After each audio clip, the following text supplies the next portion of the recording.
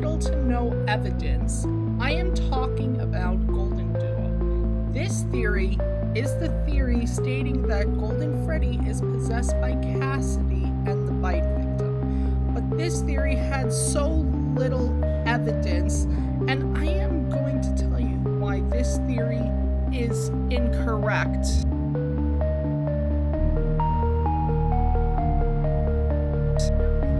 Say that the logbook has two spirits in them, specifically Cassidy and the bite victim communicating with each other in the logbook.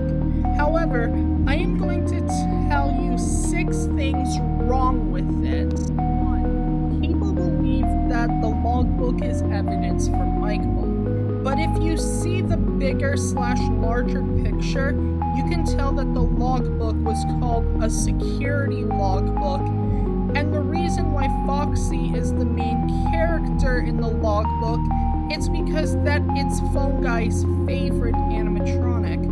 Also, Foxy is holding a blue pen while Michael is holding a red one. Also, Foxy is giving with thumbs up at the beginning of the logbook at the end of chapters 1, 2, 3, 4, and 5, almost telling you that you did a great job as a night guard.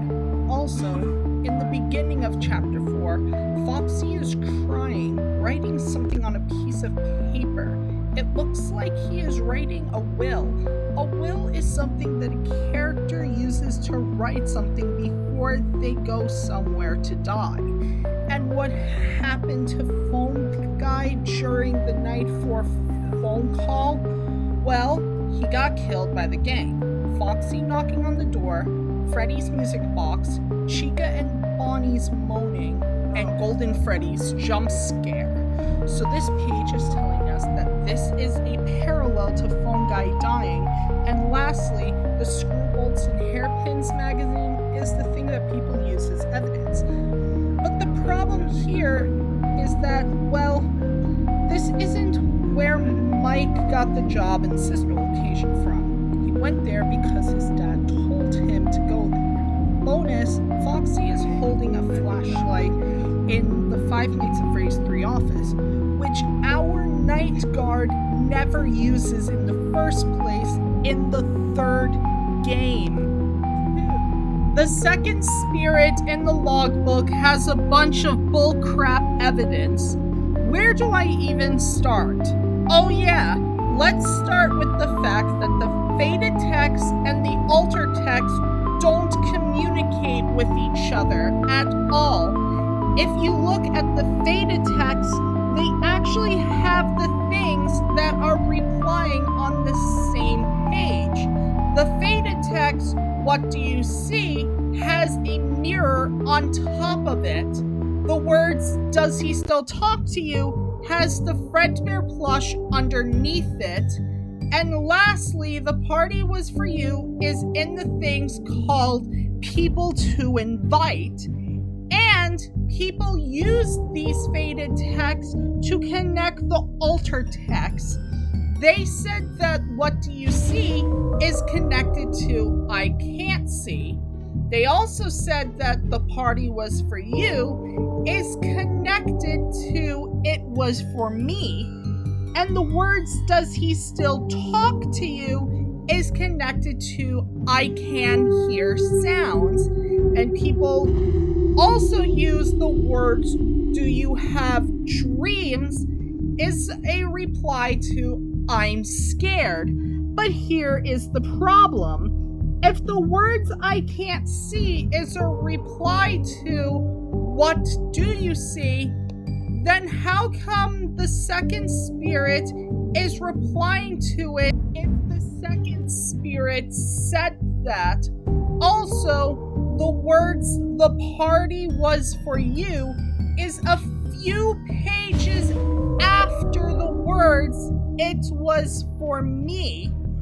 Also, not to mention that the words replaced the normal words and they are all under the saying, quote, feeling about tonight's shift, end quote. quote, at the end of chapter 4, the words, quote, I can hear sounds, end quote, has replaced the word health and the word, quote, it was for me, end quote, has replaced the word existential dread. On chapter 5, the words, quote, I can't see, end quote, has replaced the word fulfillment, and the words, quote, I'm scared, end quote, has replaced the word purpose, not to mention that the spirit in the logbook was aware of the Fredbear plush talking to the bite victim, meaning that most of the questions are all for him. 3. Speaking of which, since Cassidy is the spirit in the logbook, then that means she has to be the Fredbear plushie in Five Nights at Freddy's 4. I mean, there is no other explanation of how she got that knowledge. 4. Mike gets offended by the joke, quote, laugh and the world laughs with you, cry and you cry alone, end quote. Almost as if he has been through it before. 5. The yellow eye entity said to the bite victim, quote, I won't let the same happen to you, end quote, implying that the bite victim didn't possess any animatronic. And finally, people use this as evidence for Mike Bully. Quote, he tripped and fell on Freddy's teeth. Not our fault, end quote. Now sure, it can be used as evidence for the Foxy Mask brother and his gang, but if you look at it closely, it is said by a parent because of the words, quote, my child said that Freddy bit him, end quote, which explains the handprint on Freddy's face. And this is also one of those cover-ups by Fazbear Entertainment. Now that is all I need to say about the logbook. Let's move on to the frights. Okay, to understand this more, we need to look at the Fazbear Frights character from the epilogues, the Stitchwarith, with the two souls possessing it, Jake and Andrew. So let's look at their characterizations. The real Jake has a brain tumor and died at the end. He has a father that loves him and has a dog named Simon that is the purpose of making him happy. And after he died, his soul latched onto it. In the epilogues, he is also forgiven to Andrew as he helps him to find the items infected by him and destroy it. And in the last epilogue, he went into the ball pit to free the kids. If you think about it, his characterizations almost matches up with Charlie from the games or novels.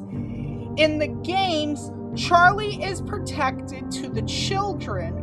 Her soul latched onto the puppet, and her goal is to set the children free. Andrew's characterization is a mean/angry spirit that likes to torture his killer. After the events of the Man in Room 1280, his soul infected most of the items, including a battery pack from Fetch. The Stitchwarith was created by Dr. Taggart. He used an old endoskeleton, a battery pack, and the Simon doll's head. And those two objects are already possessed before it was created. And it is a match-up to Ennard. Ennard is an amalgamation of the Fun Times. So this means that the Stitchwarith is both a puppet parallel and an Ennard parallel. What makes him a puppet parallel is that they are both possessed by a kind child. And Jake is the one that took over after Andrew left in the 6th epilogue. They share it in the first 6, and Jake took over the whole thing in the last 5. And what makes him an Ennard parallel is that he is made by an endoskeleton and 2 possessed objects. Also, not to mention that every time the Stitchwarith, meaning Andrew and or William, touches someone, it kills them and black tears comes out of their eyes. In the story, Jessica and Brittany are becoming homecoming queens, and they are entitled to everything. And in the story, they were mean to Mindy and Cindy to the point where they bullied them. And in class, they are assigned to a pig stringlock suit named Rosie Porkchop, and they programmed her to capture the kids that they hate. But their plan backfired when they got captured instead, and they both died. And the way they programmed to capture kids and trapping them into her chest cavity, her program is similar to the Fun Times, mainly Circus Baby and Funtime Freddy. If you look at their blueprints, they have a wide stomach of capturing children. Also, not to mention that Jessica and Brittany are popular girls that get their way. Neither of them have any connections to the bite victim at all, because the bite victim was never popular and was never mean to anyone. So yeah, this story is not strong evidence for GlodenDuo. So, in conclusion, GlodenDuo is a theory with weak evidence. I hope you understand the reasons for this, and hope that people will soon learn this as well. But anyways, thank you for watching. Please like, comment, and subscribe, and turn on the post notification bell so you won't miss any new videos. And I will see you guys next time. Bye everyone, and have a great day.